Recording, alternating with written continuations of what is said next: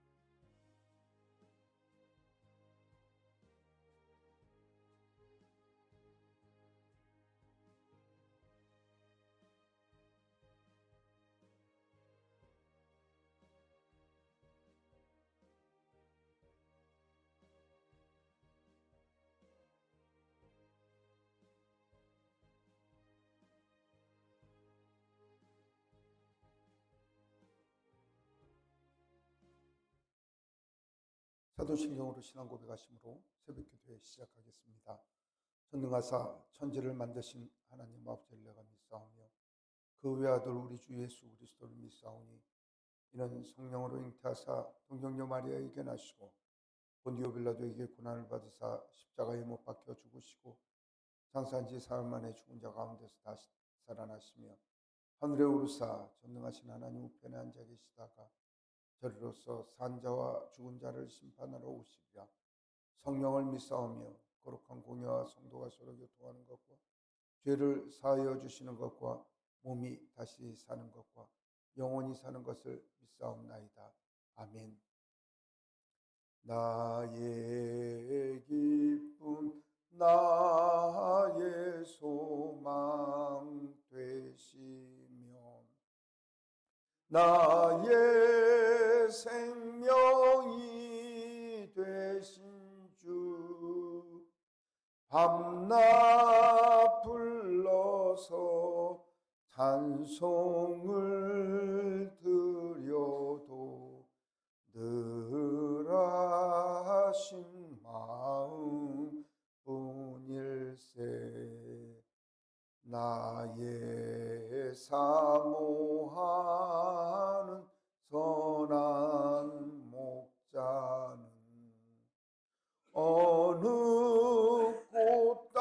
꽃다운 동산에 양의 무리와 늘 함께 가셔서 기쁨을 함께 하실까.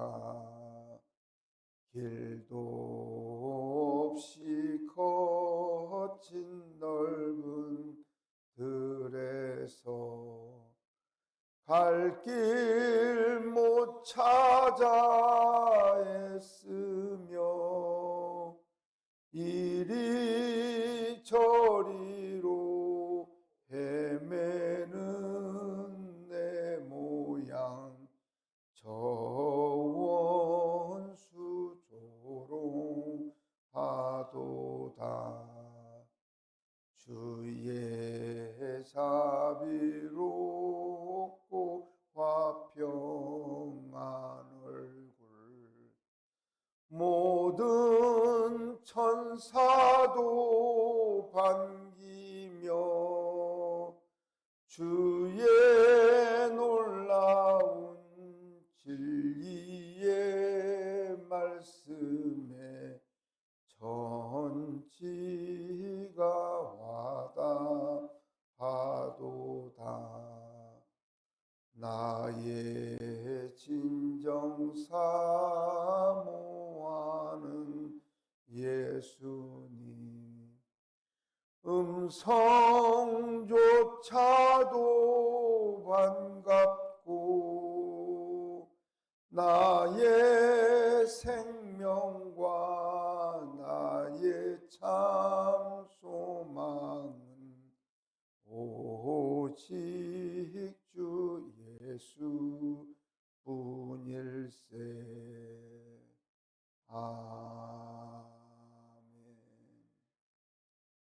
사랑의 하나님 아버지, 저희를 지키시고 보호하여 주시며 이 아침도 하나님 전을 찾게 하시며 또 엎드려 기도하게 하시고 경배와 찬양을 하나님께 올리게 하심을 감사드립니다. 하나님, 날마다 저희 생명을 연장을 시켜주시며 하루 한 날에 천국의 은혜를 입고 살아갈 수 있는 은혜를 허락하여 주심도 감사합니다.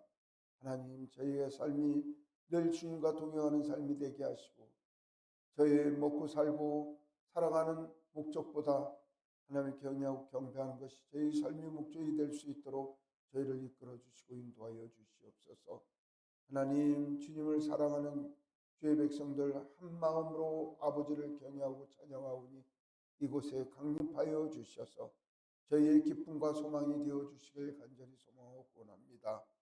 말씀을 읽고자 합니다. 주님의 성령님께서 저희와 함께하여 주셔서 아버지 하나님의 거룩하신 마음을 알아가게 하시고 깨닫게 하시고 저희로 주님의 말씀에 순종하여 하나님의 의의 백성으로 살아갈 수 있도록 저희를 인도하여 주시옵소서.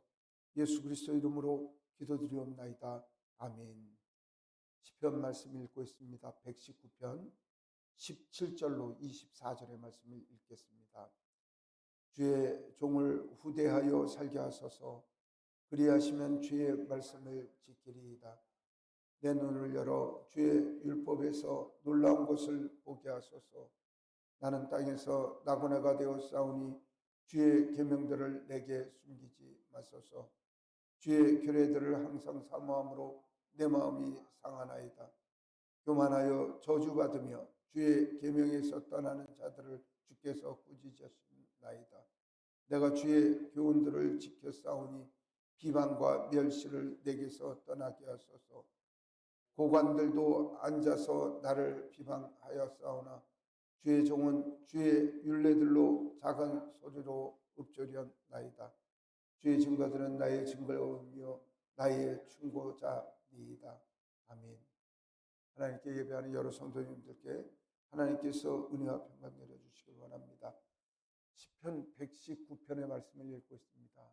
시편 119편은 여러분들 보시기에도 굉장히 긴 절입니다. 176절이나 되는 엄청난 분량인데 이 히브리 사람들이 참 언어의 정교함이 있는 것이 히브리 글자의 자음, 우리는 기역, 니은, 디귿, 리글, 미음, 미음 이렇게 자음이 있는 히브리 글자가 22자인데 이 편지를 이 시편의 말씀을 썼을 때 우리의 기억으로 해당되는 말로 기억해서 이렇게 말씀을 8줄을 쓰고 그 다음에 니은 이렇게 해서 또 8줄을 니은으로 시작하는 말을 쓰고 디귿으로 시작하는 것을 8절을 써 내려가는 식으로 쓰는 그 기법을 아크로스틱법이라고 이야기를 하는데 보통 이분들이 성경을 이렇게 기록하는 이유는 기억해서 기억으로 시작하는 걸 다 암기를 하기 위한 겁니다.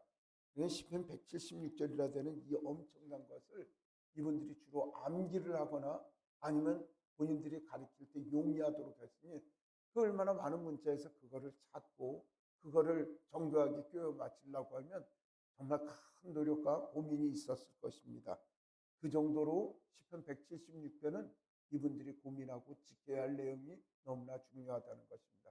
그러면 이렇게 말씀을 올린 대로 어크로스틱법으로 성경이 쓰여진 것은 이 119편이냐?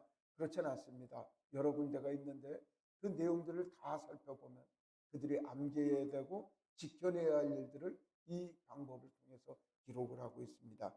그래서 처음에 이제 우리가 그 1절에서 8절까지는 뭐라고 이야기하냐면 하나님의 말씀은 우리를 완전하게 인도를 하신다라고 이야기를 하고 9절에서 16절까지의 말씀은 하나님의 말씀은 우리를 행위를 깨끗하게 해주신다고 이야기를 하고 있습니다. 오늘은 이제 히브리 문자의 세 번째 문자 되는 김멜이라고 하는 말로 이제 9절, 17절부터 24절까지 기록이 되고 있는데 여기 뭐라고 이야기를 하냐면 하나님 말씀이 우리의 기쁨이고 그리고 우리의 성공을 이끌어 주시는 그 모사고 좋은 자라고 그렇게 대답을 하고 있습니다. 이건 이 말씀을 보면 말씀이죠. 세상 승리하려고 살고 가지만 하나님 말씀 지켜내고 살아갔더니 하나님 우리가 이 땅에 복받게 하시고 이 땅에서 성공하게 하셨다고 하는 말씀으로 이야기를 하므로 시편의 기록자들이 119편을 시편의 기록자는 119편을 읽는 사람들로 말미암아 너희들은 하나님의 말씀을 읽고 하나님 말씀에 순종대로 순종하고서 살면 이 땅에서 성공한다고 하는 이야기가 오늘의 말씀이라는 것입니다. 하나님의 말씀에 능한 사람들은 실패하지 않습니다. 그리고 하나님의 말씀에 아주 익숙한 사람들은 죄에 대한 분별이 쉬운 사람들입니다. 그래서 어떤 유혹이 온다 할지라도 하나님의 도우심과 지켜주심을 견고히 붙들고 있는 사람들입니다. 또한 환난이 오고 고난이 오고 일순간 문제가 생긴다 하더라도 하나님께서 지키고 하나님의 말씀을 지키는 자들에게 큰 복을 주신다는 사실을 믿고 하나님 앞에 살아가는 사람들입니다. 성도 여러분, 오늘 시편 119편 이 17절의 말씀 또 이 24절까지 말씀, 오늘 읽는 말씀이 우리의 신앙 고백이 되기를 소망합니다. 그래서 어려움과 환난을 지난 다음에 어떻게 성공하나 생각을 하면 하나님이 신실하신 말씀, 하나님 말씀 붙들고 났더니 환난도 지나가고 고난도 지나가고 삶의 나의 모든 것이 하나님께서 주신 여건들이 내게는 복이었다. 이렇게 고백하는 은혜가 우리에게 있기를 원합니다. 이 17절 보면은 우리가 좀 고민할 이야기가 있는데 17절 18절의 말씀에서 보면은 말씀이죠. 하나님께서 제게 복을 주셔서 잘 살게 하면 그러면 하나님 말씀을 지키겠습니다. 이런 내용 같습니다. 그러니까 하나님 말씀에 순종해서 복을 획득하고 복을 받기 위해라고, 그러니까 하나님 말씀을 순종을 잘하면 하나님 앞에 복을 받는 거라고 그렇게 생각을 하는데, 오히려 17절의 말씀이 뭐라고 이야기를 하냐면 하나님의 말씀에 살 수 있도록 복을 달라고 그렇게 이야기를 하고 있습니다. 복을 받으려고 하나님 앞에 사나 하나님 앞에 살려니 복을 받으라, 그 말인 것 같지만 조금 더 생각을 해보면 내가 세상 살아가는데 하나님의 은혜 없이는, 하나님의 도우심 없이는 내가 살 수 없다고 고백하는 이야기가 바로 시편의 기록자들의 이야기입니다. 복을 받기 위하여 말씀대로 사는 사람들은 문제가 생기게 됩니다. 복이 떠나가거나 고난이 오면 하나님 안 계신다고, 하나님 나를 버린다고 해서 살아가는 사람들입니다. 그러니까 세상 가운데 살면서 복 받기만을 원했는데 되질 않는 거예요. 좀 이렇게 사업이 되는 것 같고 장사가 잘 되는 것 같고 이거저거 돈이 되는 것 같고 기대하지 않는 이익 같은 게 생기면 이거 참 내가 복 받는 거 보니까 잘 살아야지. 그리고 이제 교회 헌신도 하고 봉사도 하고 선교도 하고 그러는데 그 자기의 원하지 않는 일이 있다면요, 즉시 넘어지는 게 이런 사람들의 신앙의 마음입니다. 근데 이 시편의 기록자는 뭐라고 이야기를 하냐면 하나님 이 세상 환난 가운데 힘들고 어렵지만 내가 하나님 붙들고 살아가는데 내가 넘어지지 않도록 하나님 은혜 주시고 복 주셔서 그 은혜 가운데 살게 해달라고 그렇게 이야기를 하고 하나님 앞에 고백을 하고 있습니다. 성도 여러분, 세상은 정말 단순하지 않습니다. 우리가 믿음 안에 충만하고 있다 하더라도, 믿음의 뿌리가 굳건해져 있더라도 세상 살아가는데 그런 것도 있을 수 있습니다. 어떤 누구에도 시련은 있을 수 있습니다. 남들이 이해할 수 없는 아픔과 또 고난이 있을 수가 있다는 것입니다. 한번 생각을 해보십시오, 여러분들. 그냥 멀쩡히 그냥 예수님 믿으면은 그냥 애지간히 해서 예수님 믿으면 그냥 잘 살 수가 있는데, 특별히 하나님을 믿는 가운데 더 믿겠다고 있는 직장 정리해가고 선교지에 나가서 복음 전하는 분들, 그분들 그 고난 가운데서도 하나님 주신 복을 갖고 그렇게 살아가는 겁니다. 또한 교회에서도 적당히 그냥 예배만 참석하고 집에 들어오면 부딪힐 없는 거라고 생각을 하지만 하나님 은혜가 있기 때문에 자신이 헌신하고 봉사하고 교회 안에서 힘들고 어려우면 가만히 하던 일 멈추는 것이 아니라 예수 그리스도의 사람들은 하나님 주신 복으로 더 살아가는 것이죠. 견디고 살아가는 게 예수 그리스도의 사람들이라는 것입니다. 시련이 와도 그걸 이기는 그 은혜가 있는 것이죠. 하나님께서 동행하시고 하나님께서 나를 이끌어 주시는 그 은총을 경험하고 살아가는 것입니다. 딱 맞는 이야기는 아니지만 여러분들 그 시험 가운데 우리가 성장이 됩니다. 보통 보면 말씀이죠. 대회를 나갔다 오면 그 훈련하는 기간에 실력이 더 늘어나게 되고요. 그 다음에 중간고사, 기말고사 준비하다 보면요, 시험 치고 나면 더욱 실력이 향상이 되는 것도 시험이 나를 굳건하게 만들고 나를 은혜 가운데 인도해 주십니다. 시험을 잘 견디기 위해서 이 시험 끝에는 큰 복이 있다는 그 은혜를 붙들고 살아가야 하는 것입니다. 하나님은 어떤 사람을 원하시는 말씀이죠? 넘어지는 사람 원하지 않습니다. 작은 파도에 넘어지는 사람을 원하지 않습니다. 작은 고난이 있어서 넘어져서 울고 불고 못 살겠다고 하는 사람들을 원하지 않습니다. 그저 맨날 한풀이하는 사람들을 원하지 않습니다. 굳건히 일어나서 장부처럼 살아가는 것을 원하십니다. 그래서 하나님께서는 성경 말씀을 통해서 선지자들을 통해서 우리에게 늘 말씀하시기를 낭망하고 실망하는 사람들에게 너는 장부처럼 허리에 띠를 띠라고 얘기를 하십니다. 그건 뭐 여자도 남자도 다 남자를 얘기를 하는 게 아니라 남자는 남자 대장부가 되고 여자는 여자 대장부가 돼서 그저 고난 가운데서도 허리에 띠를 질끈 동행하고 일하러 나가는 사람처럼 전쟁하러 나가는 사람처럼 그 자리에서 울고 불고 있지 말고 일어나 주님 주신 사명을 감당하라고 이야기를 합니다. 여러분들 욥을 보십시오. 욥이라는 사람이 고난의 대명사인데 말씀이죠. 이 사람이 죄를 지어서 욥이 그 죄를 받은 것도 아니고요. 벌을 받은 것도 아니고.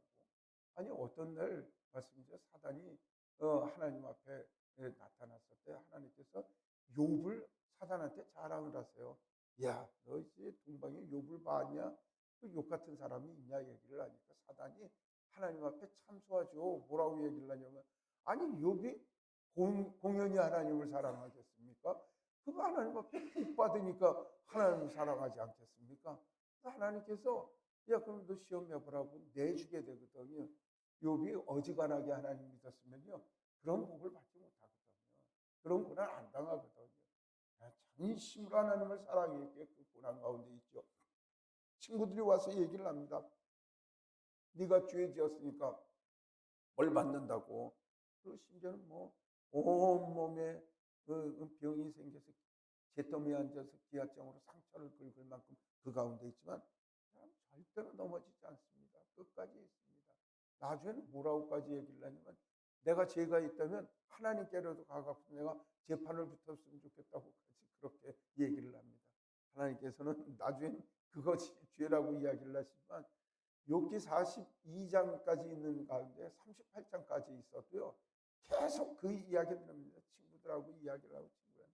그래서 욥기 38장에서 하나님께서 욥을 만나 주시고 이야기를 합니다.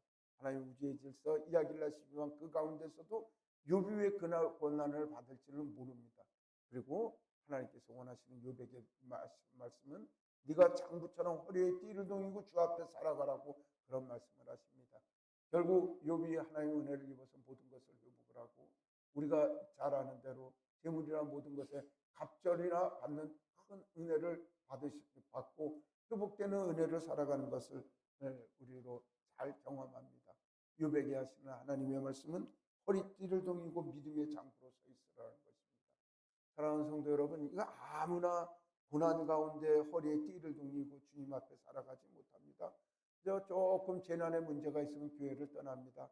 자녀들에게 문제가 있으면 믿음을 떠납니다. 그래서 교회 안에서 다투면 뭐라고 얘기를 하냐면 하나님은 좋은데 교회가 싫다고 하면서 떠나는 사람들이 있습니다. 전부 다 하나님 앞에 죄인들입니다.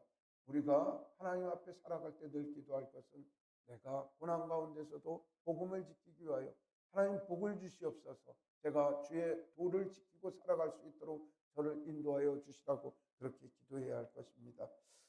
저는 우리 교인들, 특별히 우리 강세혁 권사님 같은 분들은 이제 처음에 우리 교회 전도돼서 그리고 지금 권사님까지 해서 교회 어른까지 되셨는데 말씀이죠.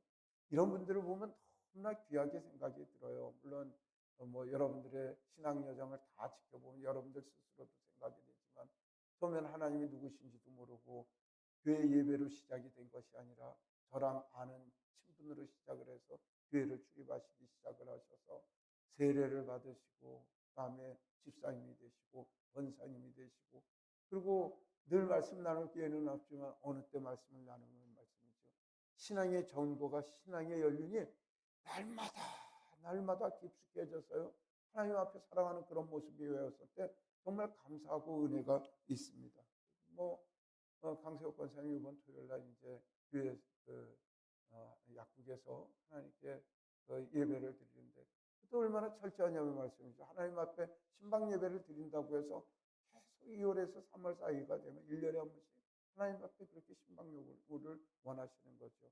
뭐 여러 가지 이야기를 할 수가 있으나 하나님하고 의지하고 신뢰하는 가운데 하나님 내게 복을 주셔서 내가 하나님 앞에 신실하게 살게 하겠다고 하는 시편의 기록자의 마음과 같은 마음입니다. 물론 강세혁 권사님만 그렇게 사신다는 의미가 아닙니다. 우리 교회 성도들이 바로 그런 마음으로 사시길 원합니다. 기도하고 바라면서 하나님, 제가 하나님 앞에 신실하게 살 수 있도록 저를 도와달라고, 하나님 복을 달라고 그렇게 구하는 우리가 되었으면 좋겠습니다. 19절에서 20절 말씀 보시면 말씀이죠. 하나님의 말씀을 지키다 보면 내가 마음이 상했다고 그렇게 이야기를 합니다. 인생은 참 외롭고 힘든 이야기들입니다. 어제도 인도 선교사님들이 찾아와서 대화를 나누고 그렇게 했는데 말씀이죠. 여기 와갖고서 한 달 살기를 하고 가신다는 거예요. 여기 하시는 목사님이 당신 댁을 갖고 계시는데 뭐 원룸 같은 거나 아파트 같은 걸 갖고 계시나 봐요. 그래서 여유 있는 공간이 있어서 내주셔서 제주를 살고 싶거나 쉬는 분들을 이렇게 교대로 오실 수 있도록 해서 쉬면서 하다가 이제 차량까지 다 내주셔서 제주도를 충분히 살다가 이제 올라가신다고 이야기를 하는데 그 선교사님들의 삶을 보면요 너무 고난하고 고단해요. 그 가운데서도 그분들이 살아갈 때 정말 주님의 복음의 말씀을 지키고 살아가는데 그분들이 은혜만 있고 기쁨만 있고 즐거움만 있고 승리만 있고 복음을 사역해 나가는데 도움만 되는 건 아니에요. 그 선교사님의 경우에는 몸이 많이 아프시다고 내려왔는데 그 마음의 걱정을 선교지로 복귀하면서 그 걱정을 다 갖고 가시는 거죠. 그렇게 살아가는 겁니다.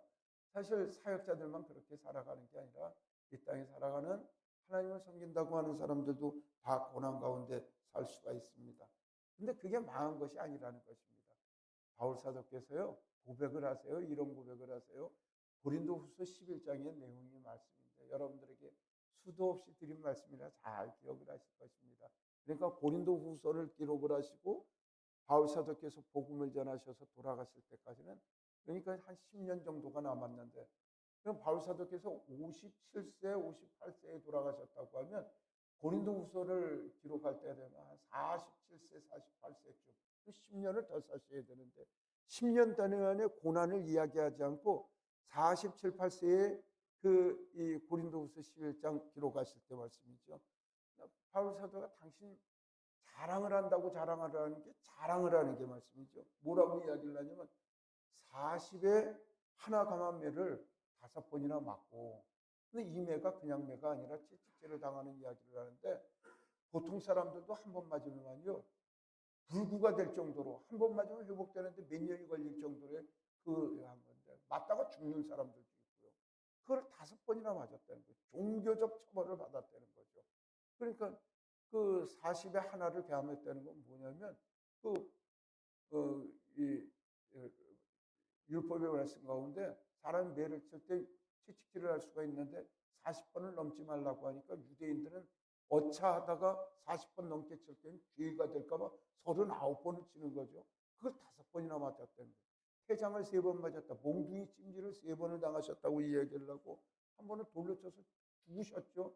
성경에는 분명히 죽었다고 이야기를 하고 하나님께서 다시 살리신 일을 당하시기도 하고 3번의 판단을 당하고 일주일 동안 주야 동안 바다에 계시기도 하고 여러 번 위험하면서 강의 위험, 강도의 위험, 동족의 위험, 이방인의 위험, 신의 위험, 광야의 위험, 바다의 위험을 다 당하시고요. 뿐만 아니라 거짓 형제의 그러니까 나열하시는 게 말이죠. 너무너무 많은 거예요. 그 고난을 다 당하셨다고 이야기를 하고 결국 말씀이죠. 바울 사도는 어떻게 하냐면 감옥살이 하시다가 나중에 참수당하셔요. 목 잘려서 돌아가시게 된다는 것이죠. 아무 영광을 보시지 못했고 아무 성공을 보지 못하셨어요.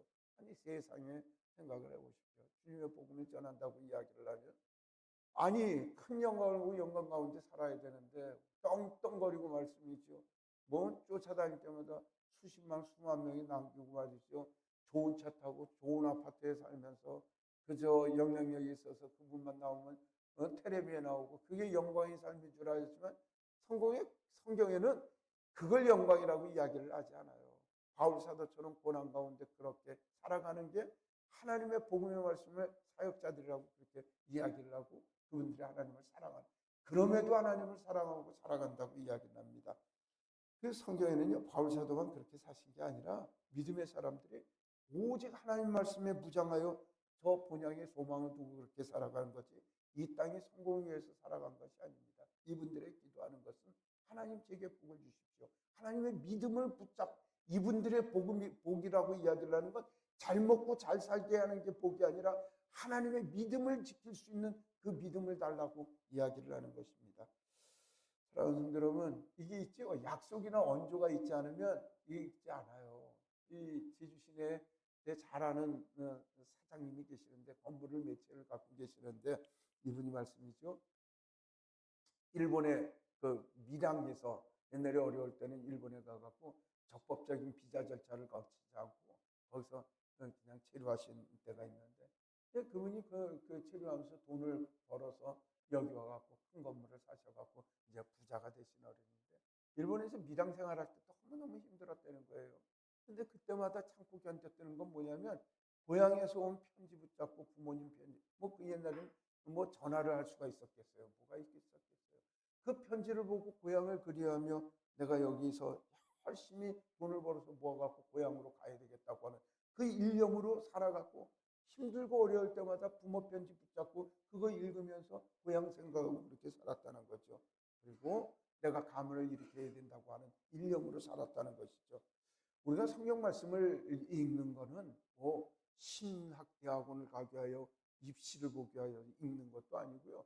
그렇다고 성경을 읽어서 성경 퀴즈 대회 나가려고 우리가 성경을 읽는 것도 아닙니다. 성경을 읽으면 우리를 본향에서 우리를 살피시고 우리를 인도하여 주시는 그 하나님의 말씀을 읽음으로 말미암아 하나님의 뜻을 지키고 하나님의 말씀을 살아가는 우리의 의지와 각오를 새롭게 하고, 하나님께서 이 땅에 살아갈 지혜와 지식을 우리에게 허락하여 주시고, 그 다음에 성령님으로 말미암아 우리를 보호하여 주신다는 확신 가운데 쌓였기 때문에 주님의 말씀을 읽는 것입니다. 그러므로 주님의 말씀을 읽지 않고 살아가는 사람, 주님의 말씀을 읽고 확신 가운데 살아가는 사람들은 분명히 삶의 과정이 다르고 귀결이 다를 수 있다는 것입니다.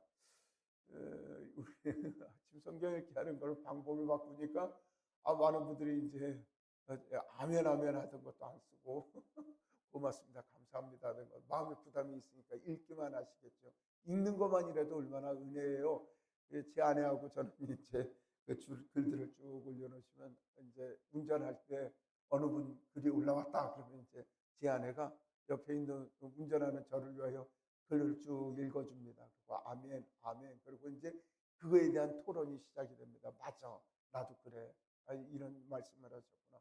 그 얼마나 은혜가 되는지 몰라요. 그 다음에 이제 제 아내하고 저하고 서로 이제 글을 올려놓고 본인이 생각한 거에 대해서 또 말씀을 나누면서 나는 이게 은혜가 됐다고, 나는 이게 은혜가 됐다고 이야기를 하면서 얼마나 감동이 되는지 모릅니다. 이게 바로 우리의 마음을 지키고 삶을 지키는 하나님의 말씀의 신비며 하나님의 도우심을 저와 여러분들이 믿어야 할 것입니다. 21절에서 24절을 보는 말씀이죠. 주님의 계명을 떠나는 자들을 꾸짖어 달라고 그렇게 이야기를 합니다.